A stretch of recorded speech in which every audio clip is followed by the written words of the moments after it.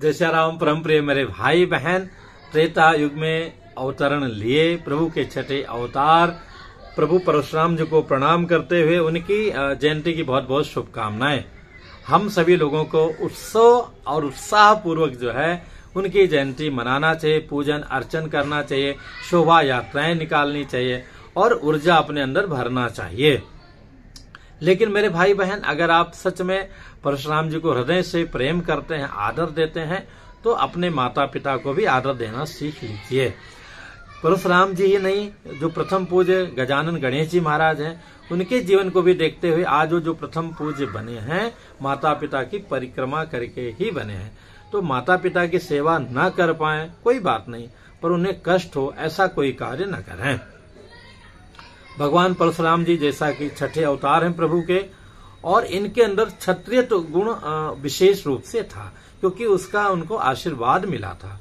कथा ऐसी आती है कि महर्षि भृगु के पुत्र ऋत्विक का विवाह जो है महाराजा गाधी की पुत्री सत्यवती से संपन्न हुआ था। बाद में सत्यवती ने महर्षि भृगु से प्रार्थना किया कि जो है मुझे संतान होने की, एक संतान की प्राप्ति मुझे हो, मतलब पुत्र, और मेरी माता जी को भी पुत्र होने का आशीर्वाद दें, जिससे हम लोग आनंदित हों।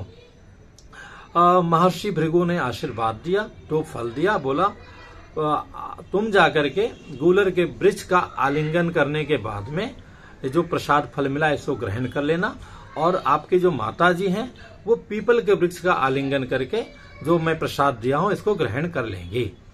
पर वो लोग जो है इस नियम को भूल गए, और सत्यवती जी जो है पीपल के वृक्ष का और उनकी माता जी गूलर के वृक्ष का आलिंगन कर लिया। बाद में जब भृगु जी को पता चलता है तो कहते हैं ये तो बहुत ही गड़बड़ हो गया, तुम्हारे से जो पुत्र उत्पन्न होगा उसके अंदर क्षत्रिय वाला गुण ऐसा होगा।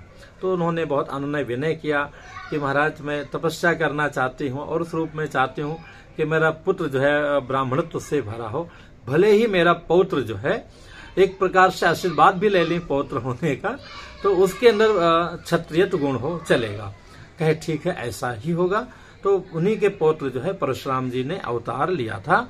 इसी वेला में संध्या काल में अक्षय तृतीया के दिन, जो इस बार 22 अप्रैल 2023 को प्राप्त हो रहा है। इनके पिताजी का नाम था महाराज ऋषि जमदग्नि जी और माता जी का नाम रेणुका था। ये 5वें नंबर के पुत्र थे। इनके जो 4 बड़े भाई थे, नंबर 1 पर रुक्मवान जी थे, सुखेन जी थे, वसु जी थे और विश्वावसु थे, और 5वें नंबर पर परशुराम भगवान थे। इन्होंने 21 बार जो है हय्ये वंशी, जो बहुत दुष्ट प्रवृत्ति के कह सकते आक्रांता थे, राजा लोग थे, उन हय्ये वंशियों का पूरे पृथ्वी पर राज था। 21 बार पूरा समूल सहित जो है उन वंशों का अकेले स्वयं जो है उनका नाश किया।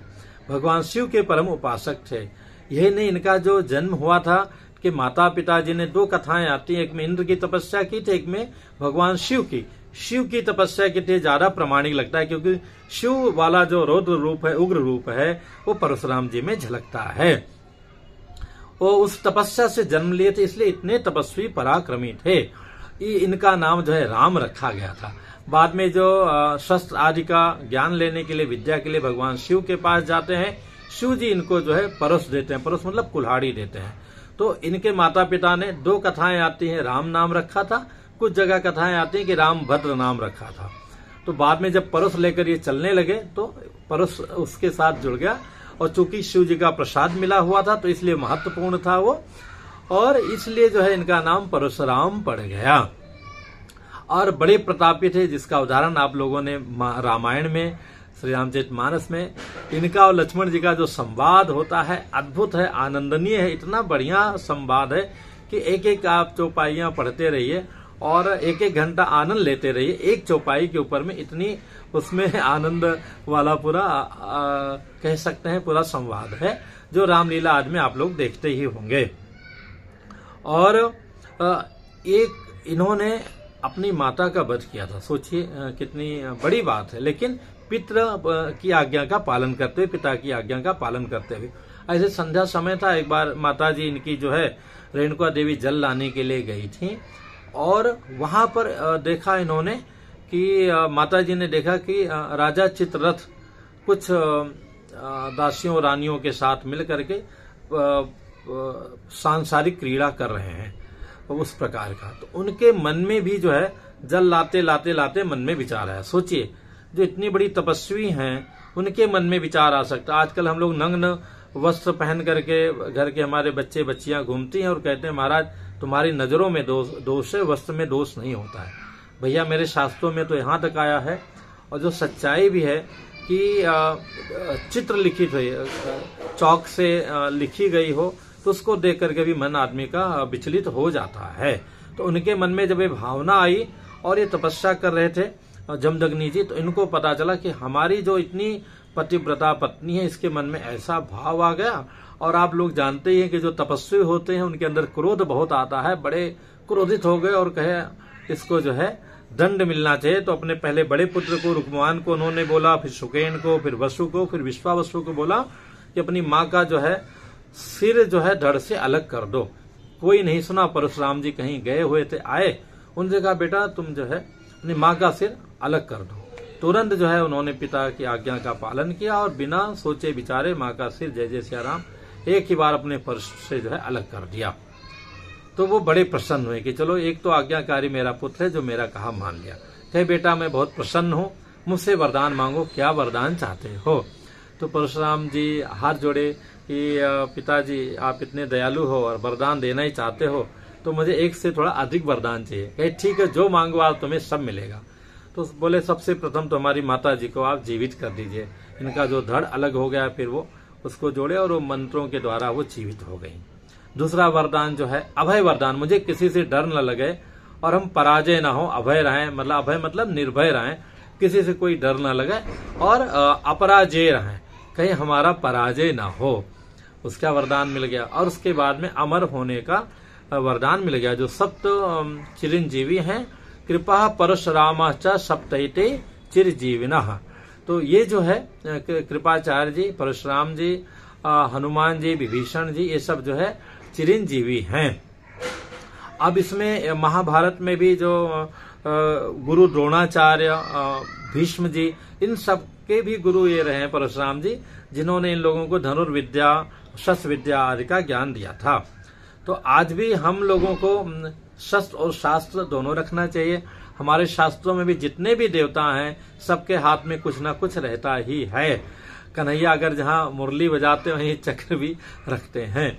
इसलिए हमें सावधान रहना चाहिए और स्वावलंबी बनना चाहिए, निर्भय बनना चाहिए।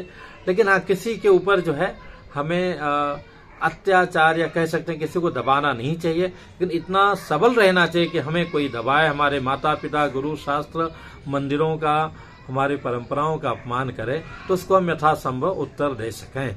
यही हमें शिक्षा मिलती है प्रभु परशुराम जी से। परशुराम जयंती अवश्य मनाएं, पर अपने जीवन में उनके जो सद्गुण हैं उनको उतारें। हमारे अंदर कोई दुर्व्यसन हो, कुछ उठपटांग खाने का, पीने का, तो उन सब व्यसनों को छोड़ें। और आजकल तो ऑनलाइन ये जो 11 टीम बनाओ, ये सब इस प्रकार के व्यसन गेम चल रहे हैं जिनका दिन रात प्रचार हो रहा है, इन सब से हमें बचना चाहिए। प्रभु परशुराम जी की कृपा आप सभी पर बनी रहे, यही प्रभु से प्रार्थना है। मैं डर रहा था लाइट जा रही थी, वीडियो कैसे बन पाएगा, तो लेकिन चलो प्रभु ने बनवा ही लिया।